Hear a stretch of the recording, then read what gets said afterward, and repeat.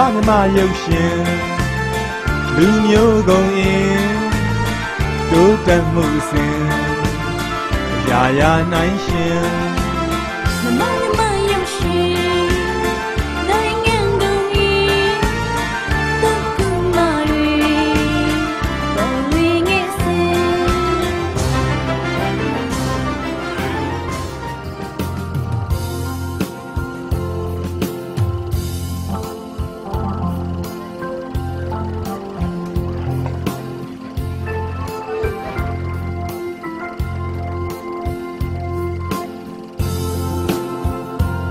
အဲ့ဒီခမ်းပြရုပ်ရှင်ထဲမှာဆင်းရဲနွမ်းပါတဲ့အခန်းတွေရိုက်မယ်ဆိုရင်ဒီလိုစုပ်ပြတ်တတ်နေအောင်မရိုက်ကြပါနဲ့လို့အမိန့်ကြော်ညာစာတွေအထက်ထပ်ထုတ်ပြန်ထားတဲ့ကြားရကိုဒါနိုင်ငံတော်သိက္ခာကျအောင်လုပ်နေတာနိုင်ငံတော်အကြီးညိုပြတ်အောင်လုပ်နေတာဟုတ်ပါမြန်မာပြည်မှာဒီလောက်ဆင်းရဲပြီးစုပ်ပြတ်တတ်တာရှိလို့လား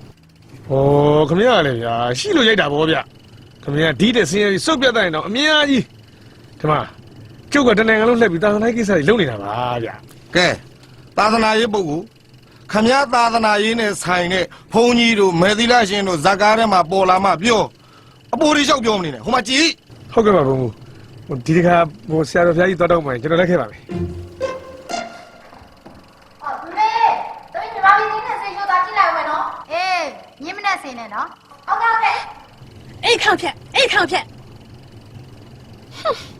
မြန်မာပြည်ကမင်းသမီးတွေလည်းလေမြန်မာမိန်းကလေးတွေဖြစ်ပြီးထပ်မိတ်တောင်မွတ်တတ်တော့ဘူးလားမသိဘူးဟုတ်ပါမင်းသမီးတွေနဲ့အဆိုတော်တွေကိုကြည့်လိုက်ရင်လေရင်ပတ်ဟိုက်ရတာနဲ့ခြေသလုံးပေါ်ရတာနဲ့သပင်းတွေကိုဆေးဆူရတာနဲ့ကြည့်လို့ကောင်းတာဗျဒေါက်တာကဘာကြည့်ကောင်းတာလဲကျွန်တော်ကျမ်းမာရေးရှိတော့ကပြောတာဒီတို့ရုပ်ရှင်သမားတွေရိုက်ပြတာနဲ့ပဲကျမတို့မြန်မာပြည်ကလူငယ်တွေအားလုံးအတူယူมาပြီးပျက်စီးကုန်ကြတော့မှာပဲအဲ့ဒီခေါင်းဝန်းတွေစကတ်တွေဝတ်တာကိုကကျမတို့မြန်မာမျိုးသမီးတို့တရားလုံးကိုစော်ကားနေတာဟုတ်ပါကျမတို့စင်စာလူကြီးတွေကလေအမျှော်အမြင်ကြီးကြီးနဲ့ဖိဖိစီစီထိမ့်မှတ်ပေးနေလို့မြန်မာပြည်ကကလေးတွေလိမ္မာပြီးရင်ကြီးနေတာ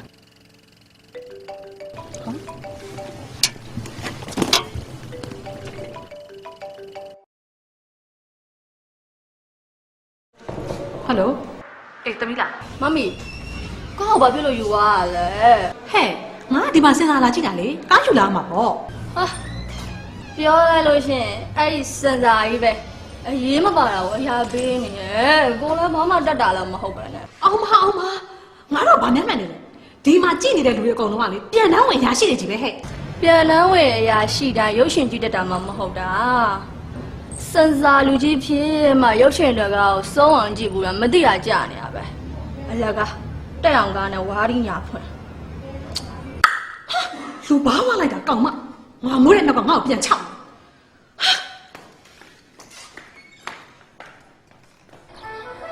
没有北满年嘛，上朝我们妈妈家，现在没干到了那边，开门那边，那个木到了那边去，没啥玩家，咱俩那个家嘛，咱们弄去了吧，所以那个都不打了，没嘛的家，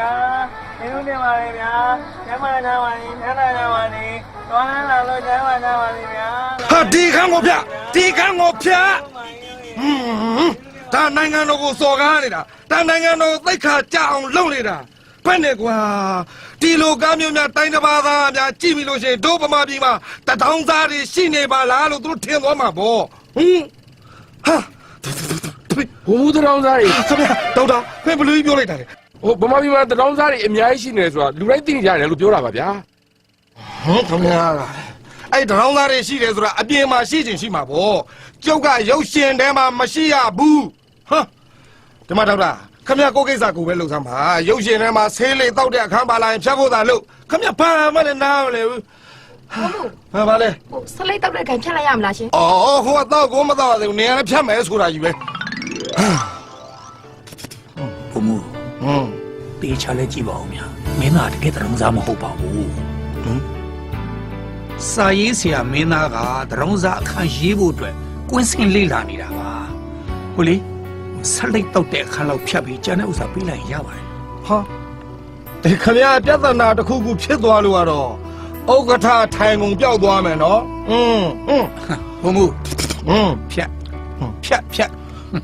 ငါရေးထားတယ်ဘဝတေးဖို့ဝတ္ထုကိုရုပ်ရှင်ရိုက်လိုက်တာဟာအကယ်ဒမီကကိုတစ်ပြေးနေပြီဟဲ့လားအဲ့ဒါဆိုရင်အကယ်ဒမီဆုရလို့ရှိရင်ဇာတ်ကားဆုရမှာပေါ့နော်မဟုတ်ဘူးဟာနောက်ခံတေးဂီတာဆုရမှာရွာသားစိန်ပါဘူးနဲ့တီးထားလေဟာနောက်ခံတေးဂီတာကိုဗမာဆိုင်ဝဲနေတာတီးအကယ်ဒမီရမှာတေးကြတယ်တဲ့ငါလုံးလိုက်တော့ဒီကနာတော့မယ်ပြားစရာကိုရှိမှာမဟုတ်ဘူးနင်ကဘဝတေးဖို့ဝတ္ထုတွေပဲရေးတော့မှာလားအချစ်ဝတ္ထုတွေပါလေရောမရေးတော့ဘူးလားနင်ကလေဟာငါဝတ္ထုတစ်ပုတ်ရင်တေးသေးချာချာကွင်းစင်းလေးလာပြီးမှရေးတတ်တာကိုသိရတာနဲ့ဟိုအဲ့ကိစ္စကြီးကြတော့လေးလာလို့မကောင်းလေဟာဟိုလေနင်အချစ်ဝတ္ထုလေးပါလေရင်ငါ့ကိုပြောနော်ငါအမြဲတမ်းကိုညီကိုအစင်းတင်တယ်နင်ငါ့ကိုရင်မခုံးလိုက်အဲ့ဒီခံဖြတ်မင်းသမီးကမင်းသားကိုစပြီးရေးစားစကားပြောတဲ့ခံပိုင်းဖြတ်မဲလို့အတိလည်းသတိပေးထားရတာနဲ့ဒါကျမတို့မျိုးသမီးရောက်စိတ်ခေါ်နေတာဟုတ်ပါဒါကိုရီးယားကောက်အတုခိုးပြီးရိုက်ထားတာလေမြမယဉ်ကျေးမှုမှာဒါမျိုးမရှိဘူးကျမတို့လည်းငရကြီးလာတာပါပဲကျမတို့ငငယ်တော့ဆိုရင်လေကိုယ့်ကိုရေးစားစကားလာပြောရင်တော့3 နှစ် 3မိုးစဉ်းစားပြီးမှအဖြေပေးတာအဲ့ဒါကြောင့်မလို့ခုချိန်ဒီမယဉ်ကျေးတယောက်ယောက်ျားမြန်မယ်နဲ့အပြည့်ဖြစ်နေတယ်မလားဘာပြောလဲ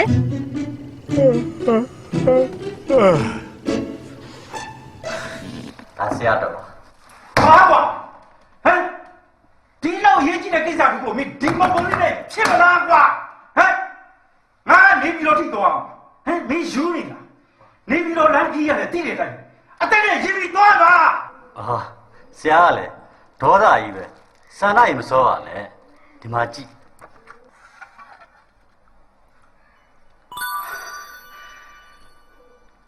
မဆိုးပါဘူးကောင်းလေကြည့်ပါဦးမယ်ချမ်းသာအောင်မယ်ဟာဒါဆော်လိုက်တာကွာအဲ့ဒီခါမှဖြတ်အဲ့ဒီအခါမှဖြတ်ဟုတ်ကဲ့ဒါကျုပ်တို့ဝန်ထမ်းတို့တရလုံးကိုစော်ကားတာဘုံမူဟိုသူတင်ပြခြင်းတဲ့ဥစ္စာကလေအကျင့်ပြဝန်ထမ်းတွေကိုတယောတဲ့သဘောမျိုးလေးသူပြချင်တာပါဒါဆိုတနိုင်ငံလုံးမှာရှိတဲ့ကျမတို့လိုဝန်ထမ်းတွေကိုတယောသလိုဖြစ်သွားမှာပေါ့ဥက္ကဋ္ဌ NGO ဖွဲ့ရဆိုတော့ပြောရရှိတာပေါ့ Good governance clean government ဖြစ်အောင်လုပ်နေတဲ့အချိန်မှာ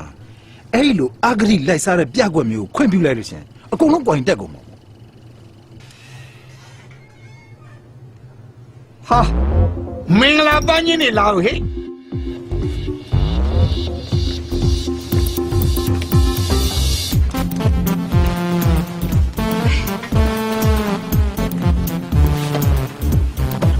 ဟာဘလူးလေးပဲပါလားမင်္ဂလာရှိလိုက်တာကွာဟုတ်ကဲ့မင်္ဂလာရှိနဲ့ပဲမနေ့ပြန်စဉ်းစားတင်မဲ့အင်္ဂလိပ်ကသွေးတန်ရဲရဲနဲ့တက်တဲ့ဖြတ်တဲ့အခန်းတွေများနေလို့ချောပေါ့လေးဖြတ်ပြီးပါဆရာ။ဩဒါကတော့ကွာသူတို့နိုင်ငံသူတို့ယဉ်ကျေးမှုသူတို့လူမျိုးအကြောင်းရိုက်ထားတာပဲသူတို့ကသူတို့ဘာရိုက်ကြငါတို့ကဘာဖြတ်เสียအကြောင်းရှိလဲအေးဟိုဘွားကြီးဒီကနေ့သူ့မြီးမင်္ဂလာဆောင်ရှိလို့ဆိုပြီးစဉ်းစားလာမကြည့်ပြဘူးအဲ့ဒါမင်းချင်းသူ့ချို့သွားပို့ပေးလိုက်တော့ကြပူညာလုံနေဦးမယ်ဟုတ်ကဲ့သွားပို့ပေးလိုက်ပါမယ်ဗျာတကယ်အားလုံးပဲလက်ဆောင်ချင်းညီပဲလေအာယုံစိုက်မနေကြနဲ့ဒီကားလေးမြန်ပြီးတော့မြန်ဖတ်ဖြတ်ပေးလိုက်အောင်နော်ကြည့်ကြမျိုးတို့ကလည်းသာသနာရေးနဲ့ပတ်သက်ပြီးတော့ဖြတ်စရာတခါမှလည်းမပါပါလားဗျာတကယ်ကျုပ်ကအလုံးမလုပ်ဘူးထင်ပြီးတော့ထူးကြည်လာတောင်းနေတော့ဒုက္ခပဲဗျာအဲ့ဒါပဲကောင်းပါလေ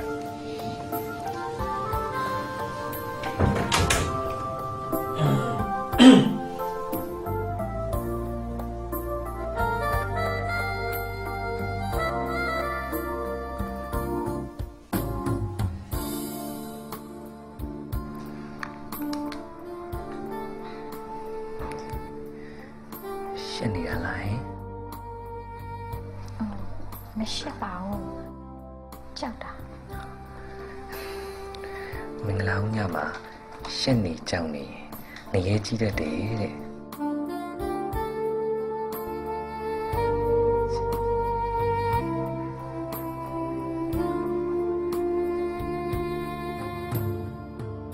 ဟာ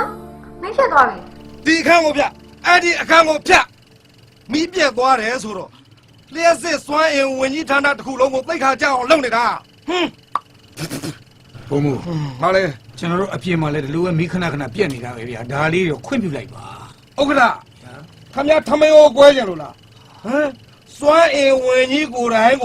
မီဒီယာတွေကိုအတိလင်းပြောထားတာဗမာပြည်မှာလျှက်စစ်မီဂါဝတ်တွေပိုးနေလို့နိုင်ငံခြားတောင်ရောင်းစားထားရတယ်တဲ့ဟာအဲ့လိုပြောပြီးမှဒီကမီးပြတ်တယ်ဆိုတော့ဒါနိုင်ငံတော်ကိုသိခါကြအောင်လုပ်တာအကြည်ညိုပြတ်အောင်လုပ်တာဟာဒီကပိတ်တော့ပိတ်တဲ့နဲ့ကွာဟာပြတ်သွားပြီဟာဟဲ့လေမီးပြတ်သွားပြီမီးစံနိုးသားမီးစံနိုးသား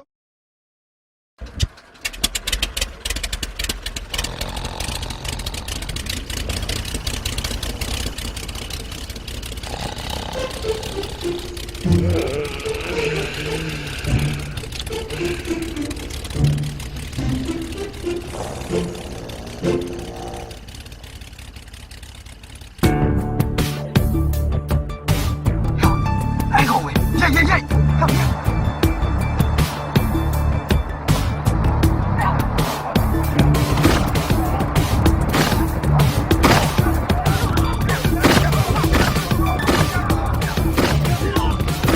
အဲ့ဒီဟောင်းဗျဘယ်နဲ့ကွာမင်းမဲ့တိုင်းကြတာတလောက်လူမြင်ဝင်းကမင်းမဲ့စရိုက်ဆန်ဆန်ရုံရင်းဆန်ကလုံနေကြတာဒါနိုင်ငံတော်ရဲတပ်ဖွဲ့တက်သိခါကြအောင်လို့အဲ့ဒီကံဗျ ဒါရုပ်ရှင်ရိုက်တာပဲဗျာနိုင်ငံခြားကားရေးဆိုတည့်ရတောင်ဆိုးသေးတယ်မင်းသားအရှိရနေကားနဲ့ထွက်ပြေးနောက်ကလူစုတွေကကားနဲ့လိုက်ပြီးတနတ်တင်ပြဒီလိုပဲရိုက်နေတာပါပဲ ဟာဒေါက်တာစေးသားတွေပတ်စံမရှိပဲစေးမကူနိုင်လို့သေသွားတာတွေကြတော့ဒေါက်တာဘာလို့စင်စာပြက်လဲကျုပ်တို့နိုင်ငံနဲ့ချမ်းသာတဲ့အိန္ဒိယနိုင်ငံမှာလည်းရုပ်ရှင်ဒီလိုပဲရိုက်ပြနေကြတာ ပတ်စံမရှိလို့စေးမှုနိုင်လို့တေးသွားတဲ့ကမ်းပိုင်ဝင်းကြီးကကျုပ်ကိုထောမှာပေါ့ဗျာဇေယျမြပေးကျမ်းမိုင်ဆိုဆော်မုံနဲ့အညီလက်ကင်ကျင်းသုံးနေတဲ့ကျုပ်တို့ကျမ်းမိုင်ယူကြီးဌာနကိုနှောက်နေသလိုပဲ ကျုပ်လည်းခင်ဗျားလိုပဲပေါ့ဗျာတလောက်လူရှိသူရှိမှာစီမရှိကံမရှိရုံရင်းစားခါဖြစ်နေတဲ့ဥစ္စာဒါတရားဥပဒေစိုးမိုးရုပ်စွမ်းတမန်ဆောင်ရွက်ကျုပ်တို့နိုင်ငံတော်ရဲတပ်ဖွဲ့ရဲ့ပြည်ရေးဝင်ကြီးတောင်လာတော့နာပဲပေါ့ဗျာ အဲ့ဒါဆိုဘိုလ်ချုပ်လမ်းမကြီးပေါ်မှာတရုတ်ဆောင်ဒါရိုက်တာဇင်မင်းကိုကားနဲ့ဒီရုတ်တိုက်ဆွဲပြီးတတ်သွားတာတွေမြောက်ကလာအရင်ဆိုင်မှာလူတယောက်ကိုလူ15ယောက်လောက်ကဓာတ်နဲ့ဝိုင်းခုတ်ပြီးတတ်တာတွေအဲ့ဒါဘာပြောမလဲအဲ့ဒီအချိန်မှာခင်ဗျားတို့ရဲတွေဘယ်ရောက်နေကြလဲ မဆားရောက်နေမှာပေါ့ဘာပြောလဲဗျာ မင်းပြောတာခဏဒီမှာကျုပ်လည်းငငယ်တော့လက်ဖွဲ့ချန်ပီယံပဲဗျာကဲကွာတေးဟောတယ်ပါဗျာကျုပ်ကလည်းကြောင်းကာရာတေကပတ်နေအဲ့ဒီကံပြ